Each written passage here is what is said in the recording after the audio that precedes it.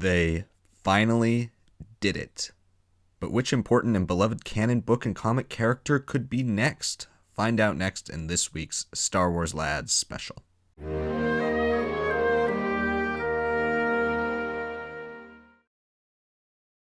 Let's rewind. On April 25th, 2014, Lucasfilm, less than 2 years after being acquired by the Walt Disney Company, announced that every publishing effort, book, comic, short stories, etc., were no longer being recognized as canon, which was received very well by Star Wars fans who had been reading these stories over the last 20 years.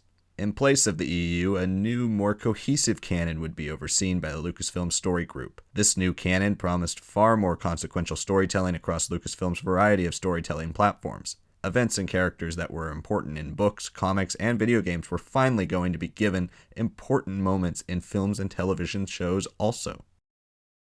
Or so we thought. Fast forward to January 2022, and most of us Star Wars canon book and comic fans had finally moved on from the idea that we'd ever get significant book and comic characters in live-action stories.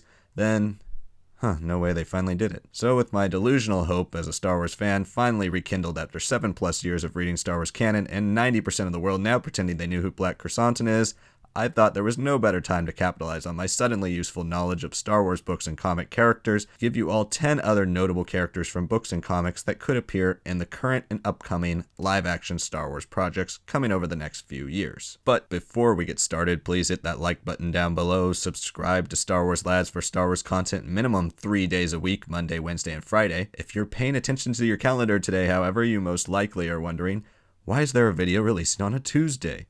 Well, strap in because boy do I have a surprise for you. You will be getting 5 Star Wars Lads videos this week and on select weeks throughout the rest of the airing of the Book of Boba Fett, depending on any releases of other major books and comics that might drop during the series' 7-week timeline. So if you haven't yet, please check out yesterday's non-spoiler review of the latest book from The High Republic, The Fallen Star. Tomorrow, as always, we will be releasing a full spoiler review of Chapter 3 of the Book of Boba Fett at 7 a.m. PST. Thursday, we will be reviewing the latest in Star Wars comics, and Friday, we will also be dropping our Book of Boba Fett predictions and speculation video as we look ahead towards Chapter 4.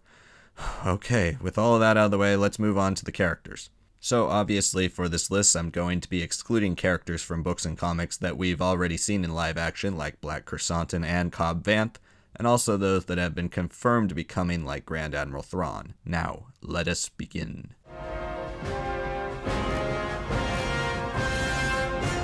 Let's start with the obvious one. Similar to Thrawn in the original EU, Dr. Aphra is the closest to mainstream that a canon book or comic character has been since canon started in 2014, and fans have been clamoring for her to appear in live action for years now. With the surprise appearance of Black Krrsantan in the Book of Boba Fett, the live-action debut of this beloved galactic archaeologist seems like a near certainty considering both characters' complicated history of team-ups and antagonization. If Aphra were to make her live-action debut, the strongest bet would be that she shows up in the Book of Boba Fett, but I could also see her making a logical appearance in something like Lando as well.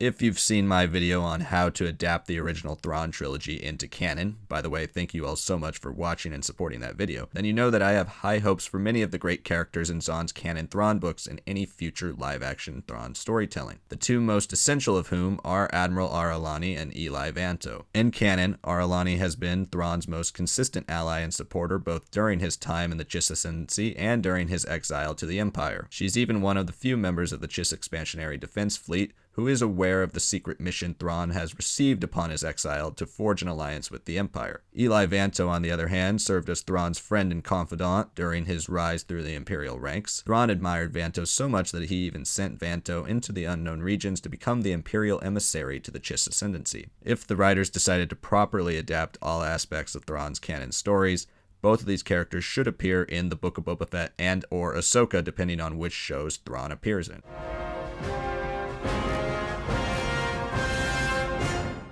Grand Admiral Ray Sloan gave us all hope at the start of canon for continued crossovers throughout canon stories. Sloan first appeared in the first ever Star Wars canon novel, A New Dawn, as a captain before we saw her take on the esteemed rank of Grand Admiral in the Aftermath trilogy and the Squadrons video game. As one of the most notable Imperial officers in the extended Star Wars canon, it wouldn't be surprising at all if Sloan appeared in some capacity in live action. She's also a likely candidate for a live action debut because she can fit into a variety of different timelines and stories. If we wanted to go back in time when she was a lower rank, I could see her appearing in Andor, Obi-Wan Kenobi, or Lando. Or if we wanted to further connect the First Order to the Imperial Remnant in the 9 ABY timeline, she could make a more senior appearance in The Mandalorian or Ahsoka. And if she's still alive around the sequel trilogy time, she could make a very elderly appearance in Rogue Squadron.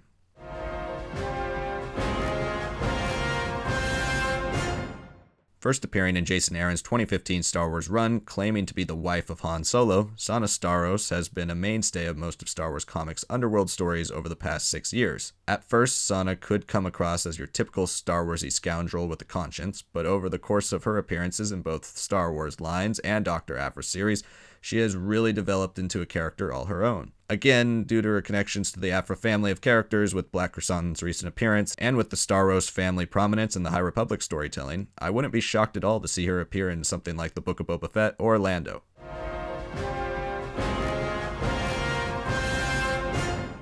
Let's round out the last of the likely heavy hitters from the Aphra Comics family to make an appearance with or without the titular galactic archaeologist in live action now that the door has been opened. 000 and BT1 are basically evil versions of C-3PO and R2-D2, with a self-proclaimed love for torture and murder. As absurd as that may sound, when the writing is on point, the dark humor that both of these characters provide is one of their most endearing and memorable features. I think 000 and BT would make great additions to a variety of live-action Star Wars stories. However, with their established involvement with the criminal underworld, the only show that is currently a part of Lucasfilm's publicly announced plans that I think these characters could appear in is the Book of Boba Fett.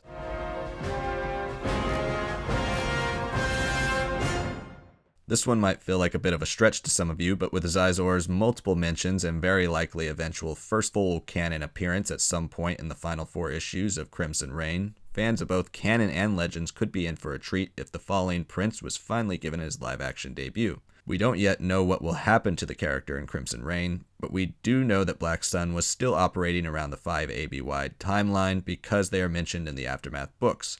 With the appearance of the Pikes in the Book of Boba Fett Chapter 2, there's a strong possibility that we could see a flashback in which Boba comes across one of the other major galactic crime syndicates. I do see the Book of Boba Fett as the most likely destination for a Prince Zizor appearance, but I wouldn't rule him out appearing in Lando or The Mandalorian if Black Sun was involved at all.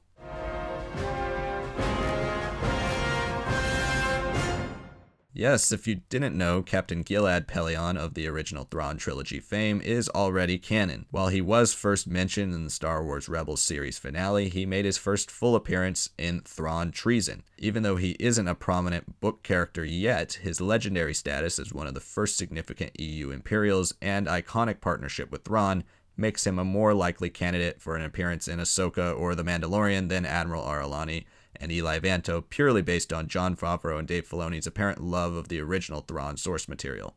Even if an Aralani and Vanto appearance over Pellaeon makes more sense right now in canon. There's no reason we can't have all 3 of them, though, when Thrawn makes his first live-action appearance in one of these Disney Plus series.